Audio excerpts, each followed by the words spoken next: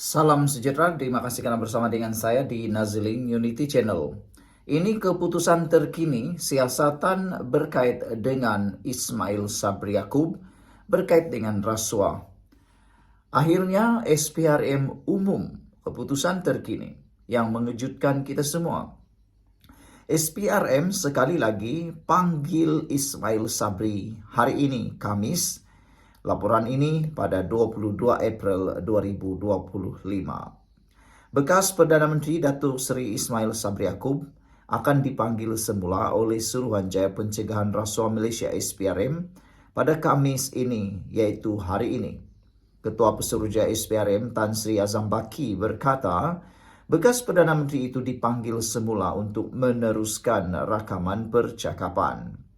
Khamis ini beliau akan meneruskan rakaman percakapan berhubung pengisytiharan harta yang telah dibuat oleh beliau kepada SPRM di bawah Seksyen 36 dalam kurungan 1 Akta SPRM 2009 katanya lagi. Beliau berkata demikian dalam sidang akbar selepas Majlis Convocation Pegawai Integriti Bertauliah ke-11 tahun 2025 di Dewan Tun Dr. Ismail Pusat Dagangan Dunia WTC di sini pada Selasa. Sebelum ini, Perdana Menteri ke-9 itu disiasat berkaitan kes rasuah dan pengubahan wang haram berhubung perbelanjaan dan perolehan dana untuk promosi serta publicity program keluarga Malaysia ketika tempoh perkhidmatan beliau dari Ogos 2021 hingga November tahun 2022.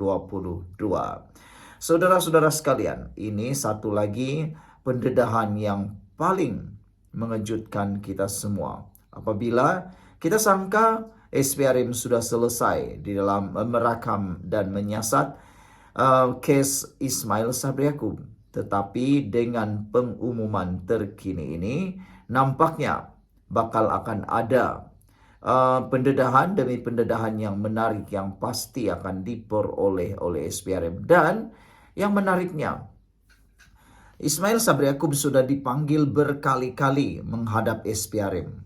Dan SPRM kata belum selesai lagi penyiasatannya. Yang menjadi persoalan netizen ialah sampai berapa kalikah siasatan ini baru semuanya selesai.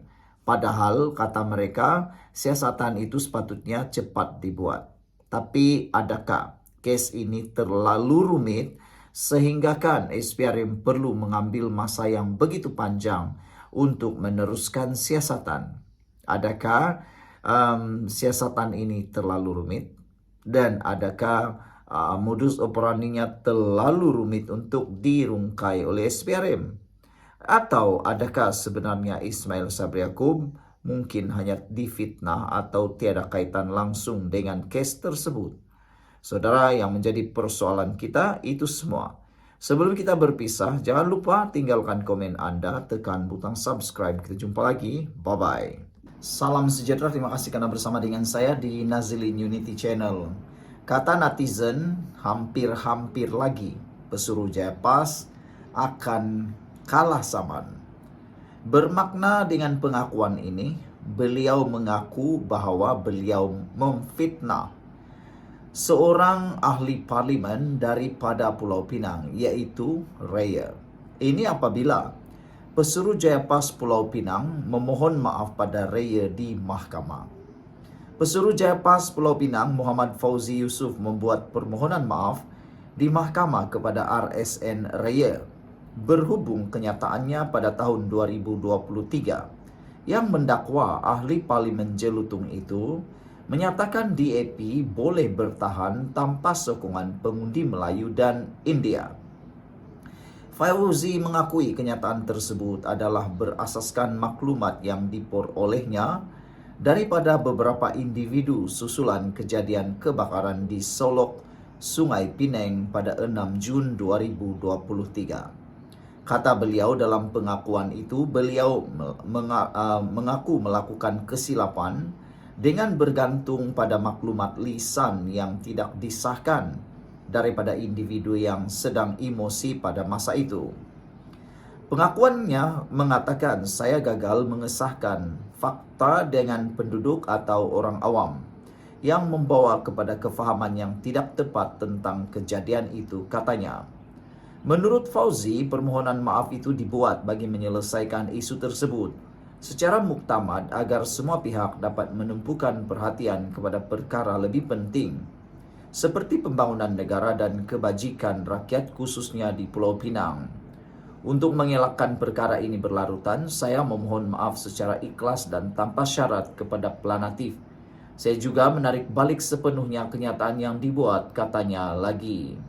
Terdahulu, Raya memfailkan saman fitnah terhadap Fauzi susulan dakwaan yang dibuat dalam satu ceramah yang disiarkan secara langsung di laman Facebook pemimpin PAS itu.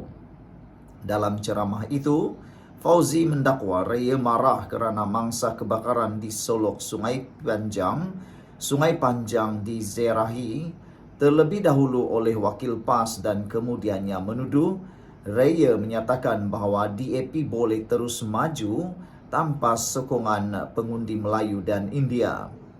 Fauzi mendakwa seorang pengundi memberitahunya bahawa Raya dikatakan marah dengan pengundi Melayu dan India yang menyatakan niat untuk menarik sokongan kepada DAP.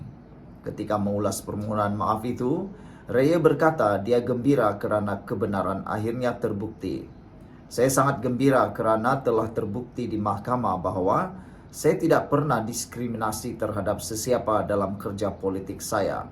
Saya juga membuktikan bahawa DAP tidak pernah diskriminasi terhadap mana-mana kaum, katanya. PAS ingatkan ahli, sahkan fakta. Ini bukan kali pertama pemimpin PAS diheret ke mahkamah atas kenyataan yang dikeluarkan mereka.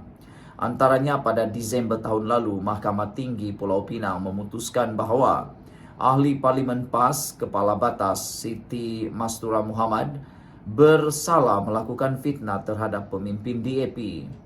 Mahkamah pada masa itu memutuskan ucapan Siti Mastura yang mengaitkan Lim Kit Siang, Lim Guan Eng dan Teresa Kok dengan pemimpin Parti Komunis Malaya Chin Peng dan bekas Perdana Menteri Singapura Lee Kuan Yew dibuat dengan niat jahat. Mahkamah mengarahkan Siti Mastura membayar ganti rugi global sebanyak 300,000 kepada Kit Siang, 250,000 kepada Guan Eng dan 200,000 ringgit kepada Kok, selain turut diarah membayar kos 25,000 ringgit kepada setiap Planatif. Pada Februari lalu, Timbalan Presiden PAS Tuan Ibrahim Tuan Man menyeru pemimpin parti untuk mengesahkan fakta sebelum membuat kenyataan awam. Kami berisiko disaman secara pribadi dan perlu membayar ganti rugi. Parti juga berisiko imejnya tercemar. Jadi semua pemimpin dan ahli mesti berhati-hati untuk memelihara imej PAS dan mempertahankan integriti kepimpinan parti, katanya lagi. Ramai netizen yang memberikan komen berkait isu ini. Kata mereka, inilah sikap para pemimpin yang tidak suka mencek dahulu fakta. Yang mereka tahu, cakap dulu mohon maaf, cakap dulu mohon maaf. Fitnahnya itu belakang kira. Apalah pendapat anda? Sekian dulu untuk kali ini. Jangan lupa tinggalkan komen anda.